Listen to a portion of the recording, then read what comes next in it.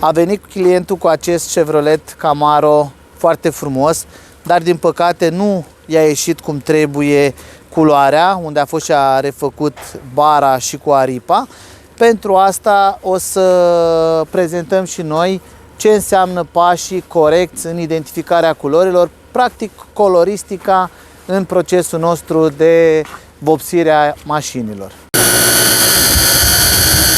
Ca să reușim să facem o citire fotospectrometrică corectă, avem nevoie de o suprafață plană și de asemenea avem nevoie de o suprafață bine polișată, un trizac de 3000, după care venim cu o pastă de poliș.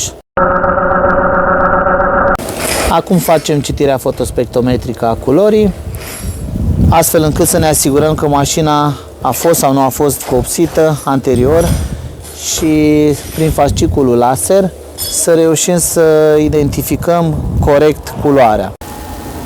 După ce am descărcat toate datele din fotospectrometru, am identificat o culoare aleasă și am făcut un pic și o verificare să vedem unde ar fi putut greși în identificarea culorii băieții ce au vopsit anterior mașina și să vedem cum putem repara această problemă.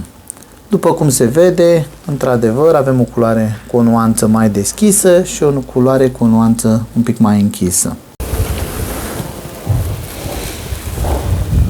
Și acum avem o identificare corectă a culorii